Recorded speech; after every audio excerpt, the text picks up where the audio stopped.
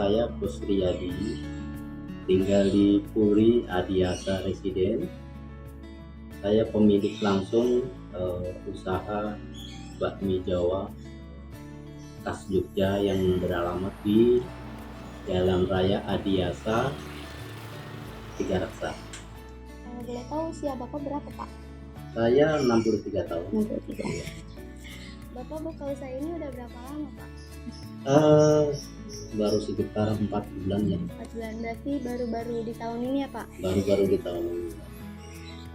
Kenapa Bapak milih untuk menjadi pedagang, Pak? Yang pertama adalah memang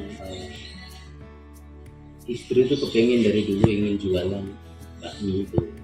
Yang kedua, saya sendiri aktivitas pekerjaan saya sudah nggak aktif lagi, maka saya terjun ke jualan mie ya. Bapak kan udah punya warung makan ya, Pak? Nah, itu Bapak buka di hari apa aja, Pak? Saya buka di hari Selasa sampai hari Minggu. Hari Seninnya saya libur. Itu liburnya karena apa? Apa libur saja?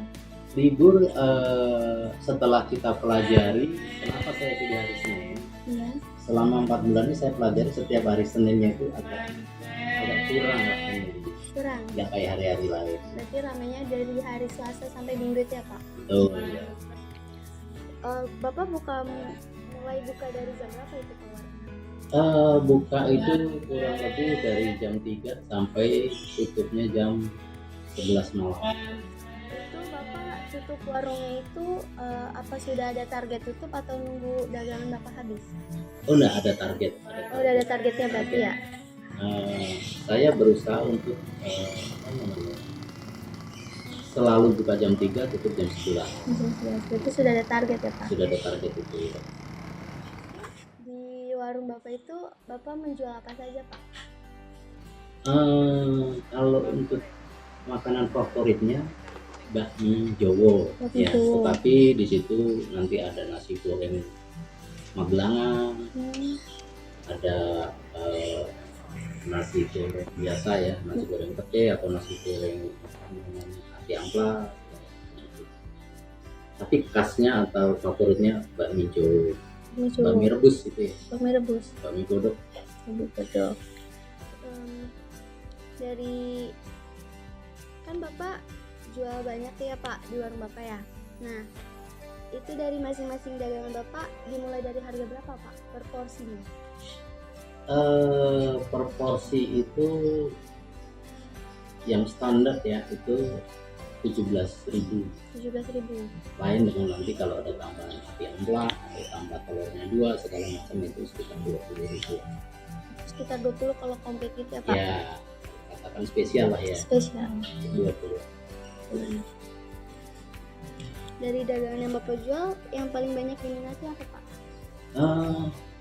Ya yang paling banyak kayaknya yang favorit itu tadi ya, bakmi godok Jawa ya. Itu Bapak ngambil khas dari mana, Pak? Khas Jogja. Kenapa Bapak ngambil dari khas Jogja? Kebetulan istri saya yang pertama, yang istri saya jadi dari Jogja. Iya. Itu yang pertama. Yang kedua, ya memang saya melihat di sini belum ada. Nah, ini kesempatan kami untuk mencoba itu gitu loh. Ternyata begitu kami coba, ya alhamdulillah sukses lah. Berarti Bapak ngambil khas Jogja karena di sini belum ada yang pakai itu ya, belum Pak? Belum ada ya.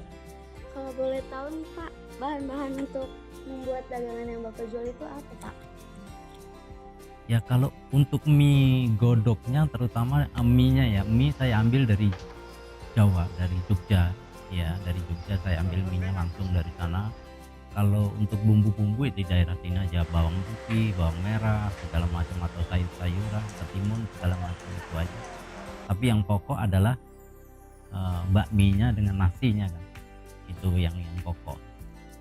Dari semua bahan-bahan yang Bapak perlukan, itu butuh modal berapa, Pak, per harinya? Kalau per harinya saya kurang bisa ini ya. Tapi yang pasti modal awal itu 1 juta untuk makanan aja ya. Makanan aja itu kurang lebih 1 juta. Nah, hari-hari berikutnya kekurangannya apa ini? Umpamanya bawang putih atau bawang merah kurang, beli lagi. Oh, ini kecap habis atau minyak goreng habis.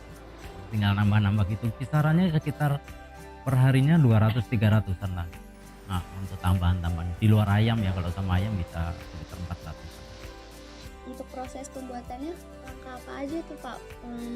Dari awal. Kalau khasnya Jawa itu bakmi Jawa itu kan memang beda yang ada di sini pada umumnya. Kalau bakmi Jawa itu bakminya itu sudah basah.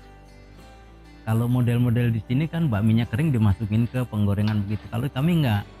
Jadi bakmi kering tadi kita sudah kita panaskan dulu dengan air panas mendidih. Nah, setelah itu kita taruh di situ di etalase ya. Jadi seandainya nanti ada yang pesan tinggal ngambil, tapi sudah basah bukan kering. Mienya sudah basah. Iya itu. Nah, pemasakannya kurang lebih sekitar, karena kita kan memang saya yang pertama adalah melihat bahwa di sini belum ada bakmi Jawa ya.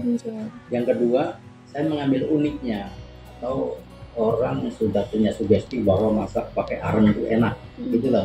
Makanya saya masaknya pakai arengnya. Proses pembuatan atau penggorengan supaya bisa siap saji itu kurang lebih sekitar makan 10 menit. 10 menit? Ya. Itu proses pengerjaannya ya Pak? Proses pengerjaan.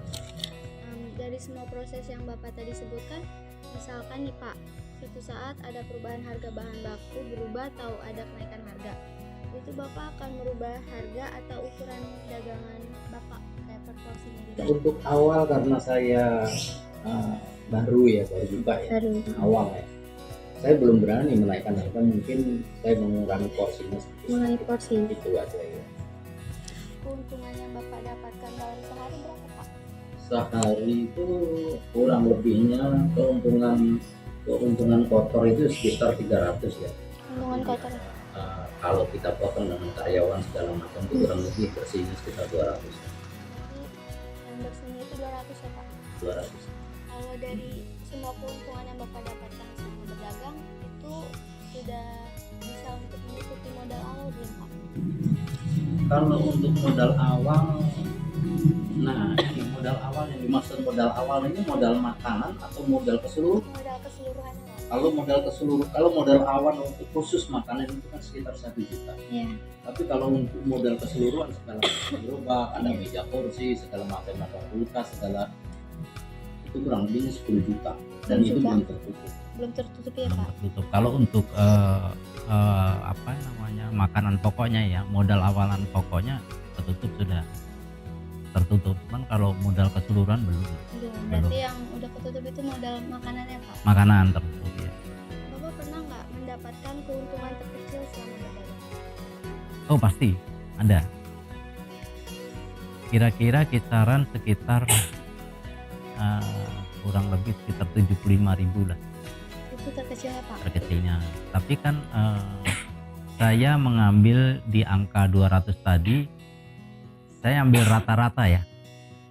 Saya ambil rata-rata yang kadang-kadang bisa 50 porsi, kadang-kadang 20 porsi begitu. Nah, rata-ratanya sekitar 200-an tadi.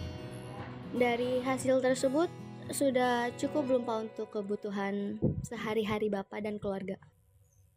Kalau kebutuhan sehari-hari cukuplah. Tetapi kalau untuk menabung dan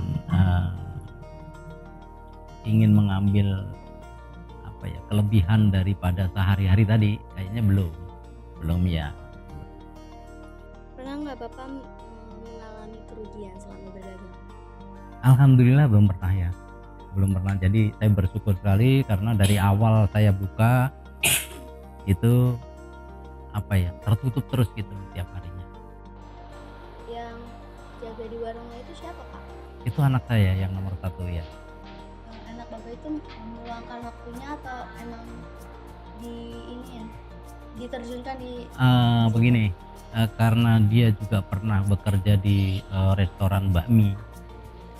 Nah, daripada dia bekerja di sana, nah ini sebetulnya untuk mengarahkan anak saya supaya bisa bermandiri atau buka sendiri gitu.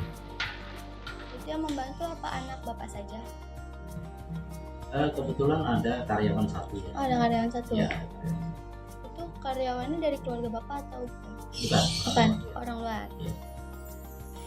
Kadang-kadang ibu suka bantu nggak Pak untuk berdagang itu? Sebetulnya ambisi utama ibu yang Ibu. iya, yang inspirasi pertama ibu. Ibu. Makanya sekarang ini ibu ya ikut terjun. Mungkin itu cita-cita ibu untuk buat Ya, berdagang ya Pak? iya, terlaksana terkabul gitu. Betul. Kalau boleh tahu Bapak udah memiliki cabang belum? Belum. Tapi ada keinginan Bapak nggak untuk memiliki cabang? Ya ingin Ingin punya sekali. cabang kalau sudah sukses ini, katakan kalau bahasa sekarang yang viral gitu. Kira Mungkin akan punya cabang. Bapak termotivasi untuk membuka usaha ini dari mana Pak? Saya termotivasi karena setiap saya mencoba atau kepingin mie khususnya ya, rasanya itu nggak ada yang cocok buat lidah saya. Apa karena saya dari Jawa, dari Jogja, nggak tahu juga ya, Berbeda tapi rasanya. kurang pas begitu loh. Nah disitulah saya termotivasi bahwa bagaimana seandainya saya buka bakmi Jawa yang belum ada di sini, khususnya untuk melayani orang-orang Jawa gitu. Syukur-syukur ketemu orang dari Jawa Tengah atau dari Jogja. Jadi rasa lidahnya sama. Itulah motivasi kenapa saya buka mie Jawa ini, karena saya sering mencoba di sini, lidah saya kurang pas, kurang cocok. Jadi Bapak memutuskan untuk buka usaha sendiri. Iya. Suka dan duka yang Bapak alami selama berjualan apa Pak? Saya kira nggak jauh ya, namanya orang jualan itu kalau ramai senang, kalau sepi agak-agak bersedih, tapi ya nggak terlalu lah, artinya memang konsekuensi daripada orang berjualan kan seperti itu, kalau nggak ramai ya sepi gitu kan. Tapi ya suka maupun dukanya ya kita nikmati saja lah. Itu kalau misalnya warung Bapak lagi rame pelanggan nih Pak, itu sikap Bapak gimana Pak yang ada pelanggan yang minta buru-buru dilayani? Nah, saya selalu sebelumnya menjelaskan bahwa kami memasak mie dengan arang. Jadi mohon maaf kalau ada keterlambatan penyajian saya. Sebelumnya sudah saya Dijelaskan. Jadi mereka rata-rata memaklumi. Maklumi. Iya, dan rela mengantri gitu. Walaupun antrian panjang. Iya. Kenapa Bapak milih tempat jualannya di sana Pak? Yang pertama adalah karena saya awal ya. Untuk penanaman itu kalau tidak di pinggir jalan kayaknya sulit untuk kembang. Karena saya menilai di situ lalu lintas kota ke stasiun, malu ada jalan pintas lah, jalan pintas antara Balaraja ke Tangerang, jalan pintas. Nah di situ saya optimis bahwa di situ akan ramai. Soalnya jalan raya gede ya Pak. Jalan raya cukup besar ya. Cara Bapak untuk menarik perhatian konsumen itu bagaimana Pak caranya? Ya, yang pertama adalah saya memasak pakai arang, itu yang pertama ya. Yang kedua tentunya dengan diimbangi pelayanan, rasa, dan kayak contoh yang belum ada di sini teh koci. Itu ada daya tarik. Harapan Bapak ke depannya untuk usaha ini apa Pak? Harapan saya tentunya bisa lebih berkembang atau lebih ramai lagi lah ya. Dengan begitu saya berharap bisa juga menampung atau membantu adik-adik kita yang masih pengangguran bisa ngikut bekerja di situ. Itu harapan. Ada tidak Pak harapan Bapak untuk membuka restoran gitu? Kalau harapan untuk membuka restoran masih belum terbayang kayaknya. Belum. Masih belum. Tapi kalau cabang-cabang yang selevel atau sebesar itu mungkin masih ada. Jadi Bapak lebih pengen ke mengembangkan cabang saja Pak? Iya. Ya kemungkinan nanti kalau sudah ada modal yang cukup besar ya restoran itu kepingin juga. Kepingin kesana itu ada. Zaman sekarang kan anak muda banyak ya Pak yang sudah mulai usaha kecil-kecilan. Ya. Ada tidak pesan dari Bapak untuk mereka supaya mereka terinspirasi dari cerita Bapak ini? Anak muda ini rata-rata kan hanya kemauan ya, Iya. keinginan aja. Nah kadang-kadang nggak menguasai apa sih dia mau buka apa. Katakan mau kafe, apa kafe di sajian di situ kopi atau segala macam di kopinya aja sendiri racikan kopi itu harusnya menguasai gitu loh, sebelum yang lain-lain. Artinya apapun yang dia mau buka nantinya harus menguasai dulu apa yang mau dihidangkan, harus dikuasai dulu. Setelah itu baru proses pemasaran, pelayanan yang baik, tempat segala macam. Jadi mereka ini harus punya skillnya dulu ya Pak? Ya, terutama skill dulu. Itu utama skill. Menurut Bapak kunci utama kesuksesan dalam berdagang itu apa Pak? Pesan yang utama adalah disiplin. Disiplin. Yang pertama disiplin waktu, ya, disiplin tidurnya kapan, buka jam berapa, tutup jam berapa, itu harus komitmen. Itu yang utama.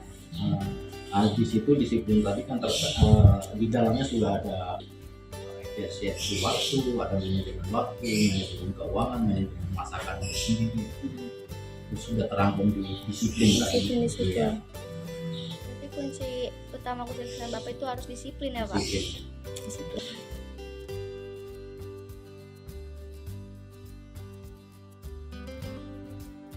Halo, nama saya Faustina Uning Darmastari. Saya ketua dari kelompok 4, siswi kelas 12, program keahlian multimedia di SMK Negeri 9 Kabupaten Tangerang. Tujuan kami membuat film dokumenter ini yaitu sebagai tugas akhir mata pelajaran TPAPI di semester 5 tahun ini.